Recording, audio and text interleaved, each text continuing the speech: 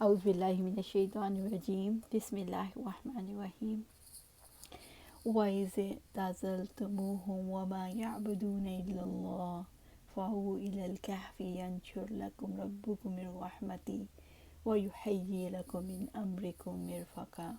اور جب تم ان سے الگ ہو چکے اور جن کی وہ اللہ کے ماں سوا عبادت کرتے ہیں تو کسی غار میں پناہ لے لو، تمہارا رب تم پر اپنی کچھ رحمت پھیلا دے گا اور تمہارے کام میں تمہارے لیے آسانی مہیا کرے گا۔ سورہ الکہف آیہ 16۔ وَإِذِ اعْتَزَلْتُمُوهُمْ وَمَا يَعْبُدُونَ إِلَّا اللَّهَ، اور جب تم ان سے الگ ہو چکے اور جن کی وہ اللہ کے سوا عبادت کرتے ہیں، یعنی جب تم ان سے اور ان کے معبودوں سے جدا ہو رہے ہو، اور جدائی دینی طور پر ہے، اس لیے اب ان سے جسمانی طور پر بھی الگ ہو جاؤ۔ یہ ان کے شر سے نجات پانے کے لیے ضروری ہے، کیونکہ اب ان کے ساتھ رہا نہیں جا سکتا۔ ان کا دین اور ان کی قوم کا دین فرق ہو گیا۔ فَأْوُوا إِلَى الْكَهْفِ، تو کسی غار میں پناہ لے لو، یعنی اب غار میں چل کر آرام کرو۔ اصحاب کہف اور ان کے بڑوں کی سوچ کا انداز، ان کی زندگیاں، ان کے طور طریقے جدا ہو چکے تھے، اس لیے ان کے باہم ایک جیسا ہونے کا کوئی موقع باقی نہیں رہا، اس لیے وہ اپنے بڑوں سے کنارہ کش ہو گئے۔ اصحاب کہف کو اللہ تعالیٰ نے رسول بنا کر نہیں بھیجا، وہ اپنی قوم سے مقابلہ کرتے، اپنے قائد پر جمے رہتے، وہ دعوت دیتے اور اس انجام کو پہنچتے جس کو رسول پہنچتے ہیں۔ وہ چند نوجوان تھے جنہیں ایمان کی روشنی مل گئی تھی، اگر وہ اپنے عقیدے کی زیادہ تبلیغ کرتے تو ان کے لیے زندہ رہنا مشکل ہو جاتا۔ وہ اپنی قوم کے ساتھ نہ مقابلہ کر سکتے تھے، نہ انہیں سیدھے راستے پر لا سکتے تھے، نہ ان کے بتوں کی عبادت کر سکتے تھے، نہ اللہ تعالیٰ کی عبادت کو چھوڑ سکتے تھے، اور کافر ان کے حالات کے بارے میں جان چکے تھے، اس لیے اپنے ماحول سے ہجرت کرنے، یعنی جسمانی طور پر بھی علیحدگی اختیار کرنے کے سوا کوئی چارہ نہیں تھا۔ انسان جب حق کی خاطر انسانوں سے کنارہ کشی اختیار کرتا ہے تو عین اس وقت اللہ تعالیٰ سے جڑ جاتا ہے۔ انسان جب انسانوں سے کنارہ کشی اختیار کرتا ہے تو رب سے سرگوشیاں کرتا ہے، رب سے کلام کرتا ہے، رب کو یاد کرتا ہے اور رب کے قریب ہو جاتا ہے، رب سے جڑ جاتا ہے۔ يَنْشُرْ لَكُمْ رَبُّكُم مِّن رَّحْمَتِهِ، تمہارا رب تم پر اپنی رحمت پھیلائے گا۔ انسان کو جب ایک رب کی قربت نصیب ہوتی ہے تو یہ تعلق ایک رب کے سوا ہر چیز کے کھو جانے کو برداشت کرنے کے لیے تیار کر دیتا ہے۔ انسان رب کے مقابلے میں جو چیز کھو دیتا ہے وہ بظاہر بڑی دکھائی دیتی ہے، مگر حقیقتاً وہ بہت چھوٹی ہے۔ ایک رب کی پہچان، اس کی رضا انسان کو تیار کر دیتی ہے۔ انسان ہر چیز کی محرومی کو گوارا کر لے، مگر حق سے محرومی گوارا نہ کرے۔ اصحاب کہف نے انسان کے ماحول میں جو گھٹن، تنگی، تعصب پایا، انہیں غار میں اس گھٹن کی بجائے رب کی رحمت کی چھاؤں، آرام، سکون اور ٹھنڈک ملی۔ زندگی میں انسان پر اللہ تعالیٰ کی رحمت ہو تو تنگ جگہ بھی کشادہ میدان نظر آتی ہے۔ اللہ تعالیٰ کی رحمت کی وجہ سے اصحاب کہف کو دنیا کی رونقیں بے حقیقت اور رب کی رحمت میں وسعت نظر آئی۔ وَيُهَيِّئْ لَكُم مِّنْ أَمْرِكُم مِّرْفَقًا، اور تمہارے رب تمہارے کام میں تمہارے لیے آسانی مہیا کرے گا۔ انہوں نے اپنی قوت اور اختیار سے برات کا اظہار کیا، اپنے معاملے کی اصلاح کے لیے اللہ تعالیٰ سے دعا کی اور اس کے حضور گزارش پیش کی اور اس پر بھروسہ کیا ان کے معاملے کی اصلاح کرے۔ یقیناً اللہ تعالیٰ نے انہیں اپنی بے پایہ رحمت سے ڈھانپ لیا اور ان کے معاملے میں آسانی پیدا کر دی، ان کی زندگی اور ان کے دین کی حفاظت کی اور خلائق کے لیے انہیں ایک معجزہ بنا دیا۔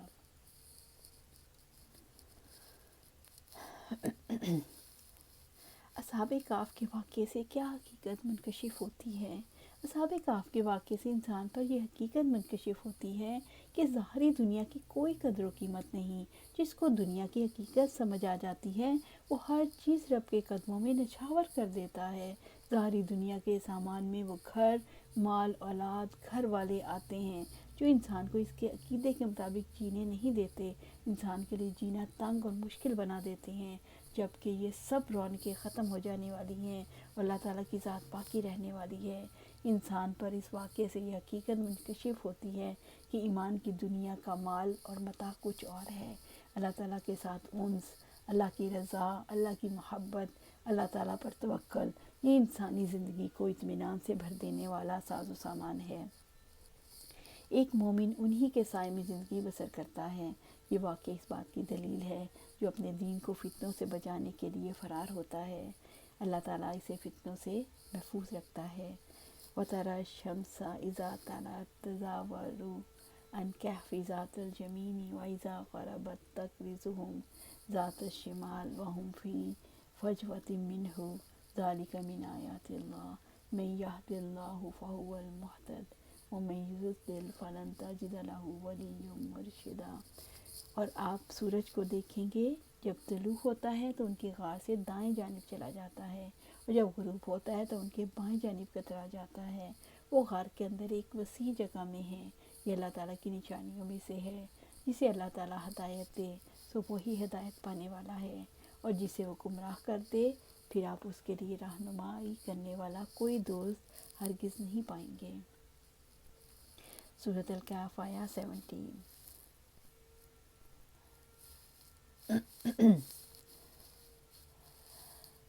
وَهُمْ فِي فَجْوَةٍ مِّنْهُ، اور غار کے اندر ایک وسیع جگہ میں ہیں، یعنی وہ غار کے اندر کھلی جگہ میں تھے تاکہ وہاں سے تازہ ہوا کا گزر ہو اور یوں گھٹن اور گلنے سڑنے سے بچے رہیں۔ یہ اللہ تعالیٰ کی قدرت اور رحمت کی نشانی ہے۔ ذَلِكَ مِنْ آیاتِ اللہ، غار میں اصحاب کہف کو سورج کی شعاؤں سے محفوظ رکھنا اللہ تعالیٰ کی نشانیوں میں ہے۔ غار میں سورج کی روشنی فراہم کرنا اللہ تعالیٰ کی نشانیوں میں سے ہے۔ ان کی کھلی جگہ ہونے کے باوجود دھوپ نہ پڑنا اللہ تعالیٰ کی نشانیوں میں ہے۔ غار کے اندر ان کا اس حال میں رکھنا کہ نہ وہ وفات پائے اور نہ حرکت کرتے ہیں، اللہ تعالیٰ کی نشانیوں میں سے ہے۔ اصحاب کہف کو اپنے دلوں میں زندہ رکھنا اللہ تعالیٰ کی نشانی ہے۔ یہ اللہ تعالیٰ کی قدرت کی نشانی ہے۔ اس نے انہیں توحید کی دعوت دی، اور ان کے آبا اور ان کی قوم نے مخالفت کی، اور بادشاہ اور ان کے درمیان جو حادثہ پیش آیا انہوں نے غار میں پناہ لی۔ اس طرح سورج طلوع اور غروب ہونے کے وقت بچ کر نکل جانا اور ان کو اس قصے کی اطلاع ہونا سب اللہ تعالیٰ کی نشانیوں میں سے ہے، جو اس کے کمال قدرت پر دلیل ہے، اور اس پر کہ توحید ہی دین حق ہے، اور اس پر کہ اللہ تعالیٰ اپنے اہل اللہ کا اکرام کرتا ہے۔ من یہد اللہ فہو المہتد، جسے اللہ تعالیٰ ہدایت دے سو وہی ہدایت پانے والا ہے۔ یعنی اللہ تعالیٰ ہی ہدایت پر قدرت رکھتا ہے، اور اس کے ماں سوا کوئی ہدایت نہیں دے سکتا۔ جس کو اللہ تعالیٰ ہدایت دے وہی حق کے راستے تک پہنچنے والا ہے۔ اللہ تعالیٰ اپنی آیات اور دلائل سے حق کی طرف ہدایت دیتے ہیں۔ دین اور دنیا کے لیے اللہ تعالیٰ ہی ہادی ہے۔ وَمَن يُضْلِلْ فَلَن تَجِدَ لَهُ وَلِيًّا مُّرْشِدًا، اور جسے وہ گمراہ کر دے پھر آپ اس کے لیے کوئی رہنمائی کرنے والا کوئی دوست نہ پائیں گے۔ جس کو اللہ تعالیٰ گمراہ کر دے یعنی اپنی آیات اور دلائل سے، تو آپ اس کے لیے کوئی ایسا نہیں پائیں گے جو اس کی سرپرستی کرے یا اس کے معاملات کی تدبیر کرے، اور وہ ایسی کوئی ہستی نہیں پائیں گے جو نیکی کی طرف رہنمائی کرے۔ جس کے لیے اللہ تعالیٰ گمراہی کا فیصلہ کر دے اس کے فیصلے کو کوئی رد نہیں کر سکتا۔ وَتَحْسَبُهُمْ أَيْقَاظًا وَهُمْ رُقُودٌ وَنُقَلِّبُهُمْ ذَاتَ الْيَمِينِ وَذَاتَ الشِّمَالِ وَقَلْبُهُمْ بَاسِطٌ ذِرَاعَيْهِ بِالْوَسِيدِ لَوِ اطَّلَعْتَ عَلَيْهِمْ لَوَلَّيْتَ مِنْهُمْ فِرَارًا وَلَمُلِئْتَ مِنْهُمْ رُعْبًا۔ اور آپ انہیں جاگتا ہوا خیال کریں گے حالانکہ وہ سوئے ہوئے ہیں، اور ہم انہیں دائیں اور بائیں کروٹ دلاتے ہیں، اور ان کا کتا غار کی دہلیز پر اپنے بازو پھیلائے ہوئے ہیں۔ انہیں آپ جھانک کر دیکھیں تو ضرور بھاگتے ہوئے الٹے پاؤں پھر جائیں، اور آپ کو ضرور ان کی دہشت سے بھر دیا جائے۔ سورۃ الکہف آیہ 18۔ وَتَحْسَبُهُمْ أَيْقَاظًا وَهُمْ رُقُودٌ، اور آپ انہیں جاگتا ہوا خیال کریں گے حالانکہ وہ سوئے ہوئے ہیں۔ اصحاب کہف کو دیکھنے والے شخص کو یوں لگتا ہے وہ جاگ رہے ہیں حالانکہ وہ سو رہے تھے۔ مفسرین نے اس کی وجہ یہ بتائی کہ ان کی آنکھیں کھلی ہوئی تھیں تاکہ خراب نہ ہو، ان میں زندگی قائم رہے۔ جیسے بھیڑیا سوتا ہے، اس کی ایک آنکھ کھلی رہتی ہے، اس لیے دیکھنے والے کو لگتا تھا کہ وہ جاگ رہے ہیں حالانکہ وہ محو خواب تھے۔ وَنُقَلِّبُهُمْ ذَاتَ الْيَمِينِ وَذَاتَ الشِّمَالِ، اور ہم انہیں دائیں اور بائیں کروٹ دلاتے تھے۔ اللہ تعالیٰ نے ان کے جسموں کی حفاظت کے لیے انتظام کیا کہ انہیں دائیں بائیں کروٹ دلواتے رہے۔ اگر انہیں کروٹ نہ دلائی جاتی تو زمین ان کی کروٹ گلا ڈالتی۔ زمین کے ساتھ تو جو چیز پیوست رہتی ہے وہ اس کو کھا جاتی ہے۔ یقیناً اللہ تعالیٰ ان کو کروٹ دلائے بغیر یعنی ان کی حفاظت پر قدرت رکھتے ہیں، مگر اللہ تعالیٰ کی حکمت تھی کہ اس نے تکوینی قوانین میں اپنی سنت کو جاری رکھا اور اسباب کو مسببات کے ساتھ مربوط رکھا۔ وَكَلْبُهُمْ بَاسِطٌ ذِرَاعَيْهِ بِالْوَصِيدِ، اور ان کا کتا غار کی دہلیز پر اپنے بازو پھیلائے ہوئے ہے۔ اصحاب کہف کا کتا بھی دروازے پر پاروں پھیلائے پہرے داری کر رہا تھا اور غار سے باہر تھا۔ اس پر بھی وہی نیند طاری ہو گئی جو ان پر ہوئی۔ نیک لوگوں کی صحبت کی وجہ سے کتے کا بھی قرآن حکیم میں ذکر آیا، کیونکہ فرشتے اس گھر میں نہیں جاتے جہاں کتا ہو۔ فرشتے کسی ایسے گھر میں داخل نہیں ہوتے، آپ صلی اللہ علیہ وسلم نے فرمایا، جس میں کتا ہو، اور نہ ایسے گھر میں جس میں تصویریں ہوں۔ لَوِ اطَّلَعْتَ عَلَيْهِمْ لَوَلَّيْتَ مِنْهُمْ فِرَارًا وَلَمُلِئْتَ مِنْهُمْ رُعْبًا، آپ انہیں جھانک کر دیکھیں تو ضرور بھاگتے ہوئے الٹے پاؤں پھر جائیں اور آپ کو ضرور ان کی دہشت سے بھر دیا جائے۔ غار کے اندر کے ماحول کو پرہیبت اس لیے بنایا گیا تاکہ جو دیکھے مرعوب ہو کر بھاگ اٹھے۔ ماحول کی دہشت اللہ تعالیٰ کی تدبیر تھی تاکہ وہ اپنے وقت مقرر پر یوں ہی رہیں اور کوئی ان کے قریب نہ جا سکے۔ اللہ تعالیٰ نے زمین سے حفاظت کے ساتھ ساتھ لوگوں کے لیے غار میں ہیبت میں رعب طاری کر دیا۔ اللہ تعالیٰ نے ان کی ہیبت میں رعب رکھ دیا تھا، جو کوئی انہیں جھانک کر دیکھے اس کا دل رعب سے بھر جائے اور پیٹ پھیر کر بھاگ جائے۔ اللہ تعالیٰ نے اس طرح طویل مدت تک سلامتی کا انتظام کیا، اور شہر سے قریب ہونے کے باوجود کسی کو علم نہ ہوا۔ شہر سے قریب ہونے کی دلیل یہ ہے کہ انہوں نے بیدار ہوتے ہی اپنے میں سے کسی کو بھیجا کہ وہ شہر سے کھانا خرید کر لائے، اور دوسرے لوگ انتظار کرتے رہے۔ یہ دلیل ہے کہ شہر ان سے قریب تھا۔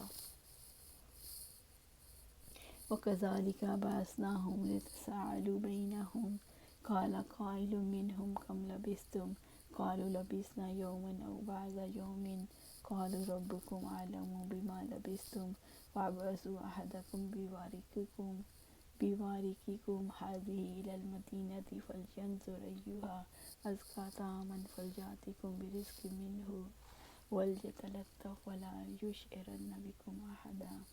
اور اس طرح ہم نے انہیں اٹھایا تاکہ وہ آپس میں ایک دوسرے سے پوچھ گچھ کریں، اور ان میں سے ایک کہنے والے نے کہا، کتنی دیر رہے ہو تم؟ انہوں نے کہا، ہم ایک دن یا ایک دن کا کچھ حصہ رہے ہیں۔ وہ بولے کہ تمہارا رب بھی زیادہ جانتا ہے، تم کتنی دیر رہے ہو۔ چنانچہ اپنے میں سے کسی ایک کو اپنے یہ چاندی کے سکے دے کر شہر بھیجیں، بس چاہیے کہ وہ دیکھے کہ زیادہ صاف ستھرا کھانا کہاں ہے، پھر اسی سے کچھ تمہارا کھانے کو لائے، اور نرمی اور باریک بینی کی کوشش کرے، اور تمہارے متعلق کسی کو ہرگز معلوم نہ ہونے دے۔ سورۃ الکہف آیہ 19۔ وَكَذَلِكَ بَعَثْنَاهُمْ، اور اسی طرح ہم نے انہیں اٹھایا، یعنی جس طرح اصحاب کہف کو سلایا تھا ویسے ہی صحیح سالم اٹھا دیا۔ ان کے جسم اور بالوں میں کوئی تبدیلی نہیں آئی۔ وہ 309 سال سوئے۔ لِيَتَسَاءَلُوا بَيْنَهُمْ، تاکہ وہ آپس میں ایک دوسرے سے پوچھ گچھ کریں، تاکہ وہ اپنے سونے کی حقیقت کے بارے میں ایک دوسرے سے پوچھیں۔ قَالَ قَائِلٌ مِّنْهُمْ كَمْ لَبِثْتُمْ، ان میں سے ایک کہنے والے نے کہا، کتنی دیر رہے ہو تم؟ طویل نیند سے جاگ کر ہر شخص اسی طرح سوال کرتا ہے۔ اصحاب کہف بھی قدرتی طور پر آپس میں سوال کرنے لگے، وہ کتنی مدت سوئے؟ قَالُوا لَبِثْنَا يَوْمًا أَوْ بَعْضَ يَوْمٍ، انہوں نے کہا، ہم ایک دن یا دن کا کچھ حصہ رہے۔ جواب دینے والے نے کہا، یہ ایک دن یا اس سے کچھ کم، کیونکہ وہ غار میں صبح کے وقت داخل ہو کر سو گئے تھے، اور جب 309 سال بعد اٹھے تو شام ہو رہی تھی۔ قَالُوا رَبُّكُمْ أَعْلَمُ بِمَا لَبِثْتُمْ، وہ بولے، تمہارا رب بھی زیادہ بہتر جانتا ہے تم کتنی دیر سوئے ہو۔ فَابْعَثُوا أَحَدَكُمْ بِوَارِقِكُمْ هَٰذِهِ إِلَى الْمَدِينَةِ فَلْيَنظُرْ أَيُّهَا أَزْكَىٰ طَعَامًا فَلْيَأْتِكُمْ بِرِزْقٍ مِّنْهُ، چنانچہ اپنے میں سے کسی ایک کو اپنے یہ چاندی کے سکے دے کر شہر بھیجیں، بس چاہیے کہ وہ دیکھیں کہ زیادہ صاف ستھرا کھانا کہاں ہے، پھر اسی میں سے کچھ تمہارے کھانے کو لائے۔ غذا انسان کی اہم ضرورت ہے اور بھوک لگنا زندہ انسانوں کی پہچان ہے۔ اس بھوک لگنے کے عمل سے یہ ثابت ہوتا ہے اصحاب کہف نے اگرچہ 300 سال سے زائد نیند لی مگر وہ زندہ تھے، اس لیے انہیں کھانے کی فکر لاحق ہوئی۔ إِنَّهُ مَن يَظْهَرْ عَلَيْكُمْ يَرْجُمُكُمْ أَوْ يُعِيدُكُمْ فِي مِلَّتِهِمْ وَلَن تُفْلِحُوا إِذًا أَبَدًا۔ یقیناً اگر وہ تم پر قابو پا لیں گے تو تمہیں سنسار کر دیں گے، وہ یا تمہیں اپنے ہی دین میں واپس لے جائیں گے اور تب تم کبھی فلاح نہیں پا سکو گے۔ سورۃ الکہف آیہ 20۔ یقیناً اگر وہ تم پر قابو پا لیں گے وہ تمہیں سنسار کر دیں گے یا وہ تمہیں اپنے دین میں واپس لے جائیں گے۔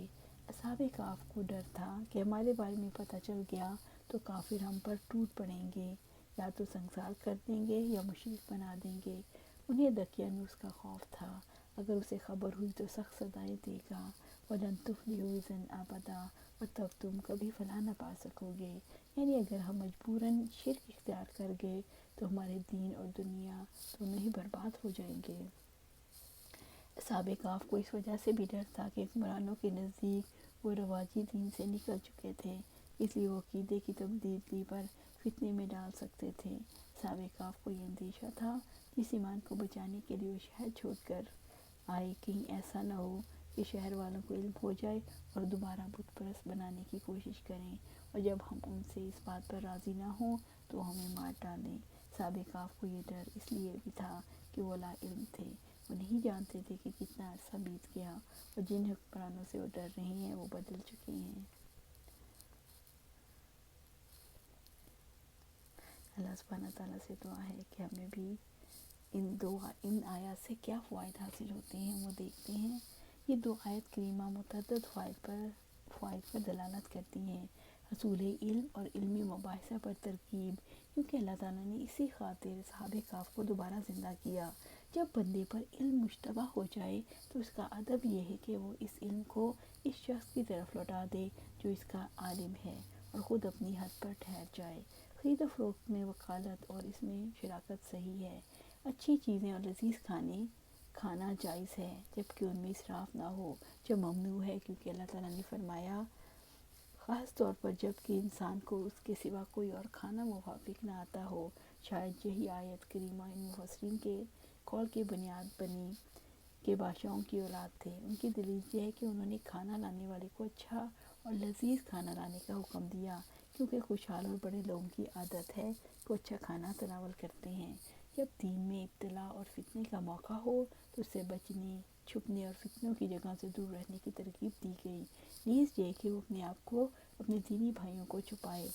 ان آیات کریمہ سے یہ فائدہ ہوتا ہے کہ نوجوانوں کو دین میں شدید رغبت تھی، وہ اپنے دین کے بارے میں ہر قسم کے فتنہ سے دور بھاگتے اور انہوں نے دین کی خاطر اپنا وطن چھوڑ دیا۔ ان آیات کریمہ میں اس شر کا ذکر ہے جو ضرر اور ان